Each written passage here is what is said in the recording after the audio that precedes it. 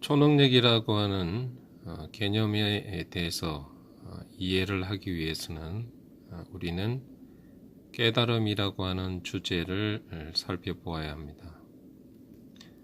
자, 깨달음이라고 하는 주제는 모든 존재, 동물이든 사람이든 존재하는 모든 존재는 자신과 대상과의 관계성에서 서서히 인식과 의식이 발달하기 시작합니다. 동물은 자신과 대상과 그리고 그 관계성에서 본능에 따라서 존재한다면, 사람은 사유하는 어떤 존재로서 이 사유를 바탕으로 해서 인식과 이성과 의식과 각성과 깨달음의 단계로 확장해가는 존재입니다.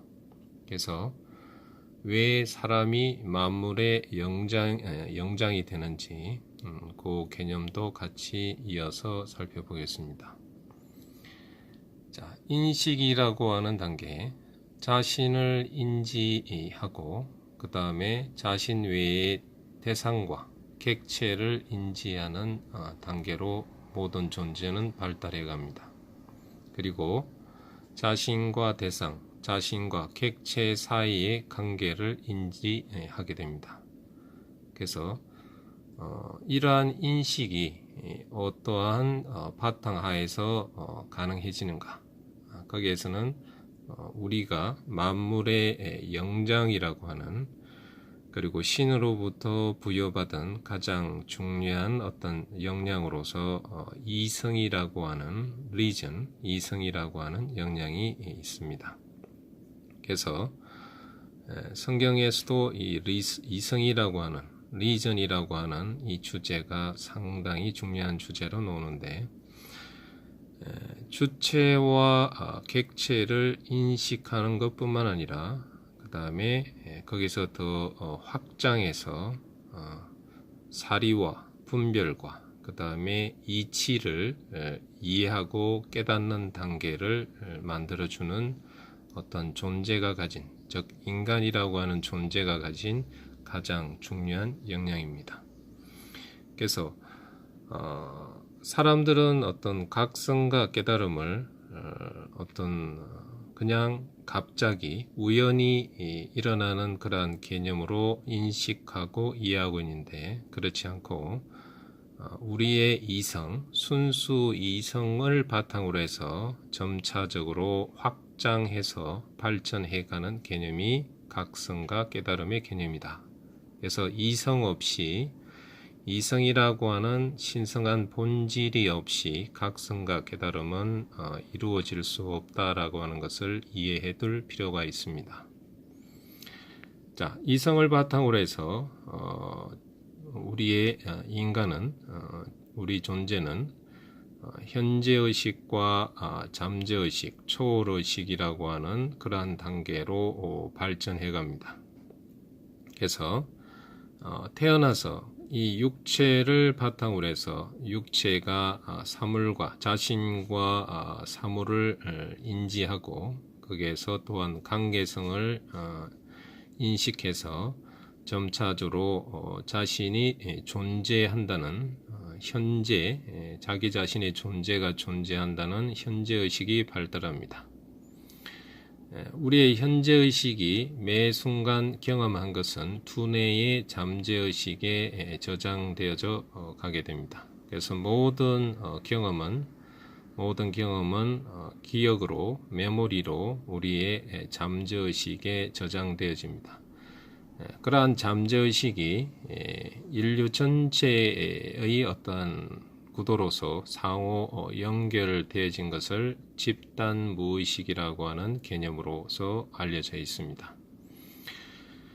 자, 현재의식과 잠재의식은 누구나 보편적으로 가지고 있습니다. 이 상태에서 인류가 가진 보통의 보편적인 의식의 상태에서 머무른다면 우리의 의식은 발전이 일어나지 않습니다.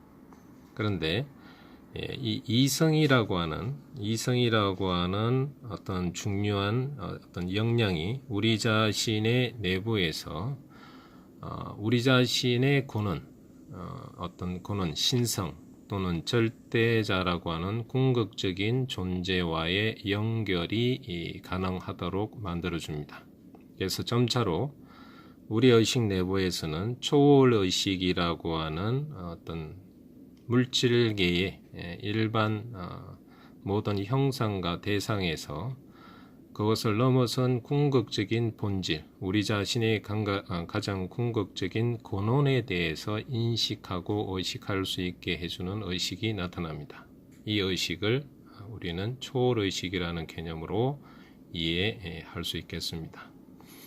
그래서 이러한 의식이 점차적으로 발전해 나가게 되면 의식이 이제 확장됩니다. 그래서 의식이 점차적으로 확장함에 따라서 우리는 각성이라는 개념으로 이해를 할 수 있습니다. 그래서 학교에서 여러 가지 자연의 원리와 법칙, 이치를 배우기 시작하고 이러한 이치를 이해하기 시작함에 따라서 물리적인 법칙을 처음에 이해하는 단계에서 우주의 원리와 법칙이라고 하는 가장 근원적인 형이상학의 법칙을 이해하게 됩니다.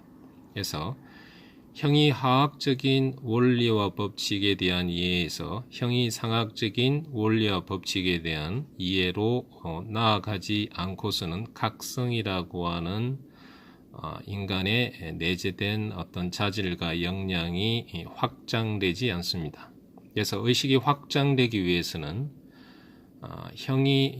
형이하학에서 형이상학의 구도로 넘어가야 됩니다. 그래서 별도의 강자, 초능력이라고 하는 별도의 강자에서 얘기한 부분이 좀 더 깊게 이해되어지기 위해서는 이 각성이라고 하는 주제가 좀 더 정교하고 세밀하게 이해를 할 필요성이 있습니다. 그래서 형이하학에 대한 부분은 우리가 학교에서 충분히 배웠고 형이하학에 대한 로직, 논리를 바탕으로 해서 많은 어떤 지식이 이제 구체화되어지기 시작합니다.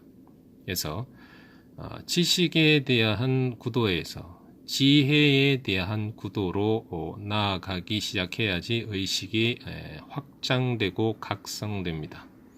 우리가 원래 우리 자신의 근원이 어떠한 근원의 소스가 있는가, 거기에서 우리가 어떻게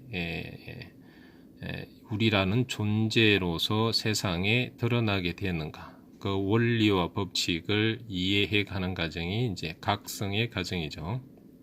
그래서 각성이 점진적으로 확장이 되어져 가게 되면은 단계적으로 인식이 확장되어지고 그 다음에 형이하학에서 물리적인 법칙에 대해서 우리의 인식과 의식이 하나가 되어서 그 원리와 법칙을 깨닫기 시작합니다. 그 원리와 법칙이 형이하학에서 형이상학의 자연에 대한 원리와 법칙, 그 다음에 우주의 순수한 원리와 법칙과 하나가 되어져 감에 따라서 우리의 깨달음은 진정한 깨달음이 되고 우주의 순수한 원리와 법칙과 점차 하나가 되어져 가게 됩니다.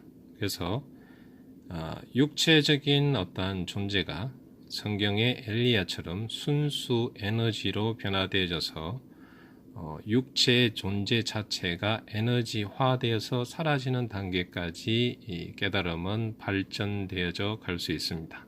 그래서 단순한 인식과 의식과 각성에 대한 구도가 깨달음이라고 하는 측면으로만 이해되는 것은 너무 제한된 어떤 구도와 개념의 깨달음이고, 최종적으로 인간이 이룰 수 있는 것은 우주의 순수한 원리와 법칙과 하나가 되어져서 에너지화가 되는 단계까지 발전이 되어질 수 있다. 그래서 동양과 서양의 위대한 존재들, 인도, 티베트, 그 다음에 성경에 나오는 위대한 존재들은 자신의 존재를 궁극의 순수한 우주의 원리와 법칙과 하나가 되는 단계까지 발전을 시켰다.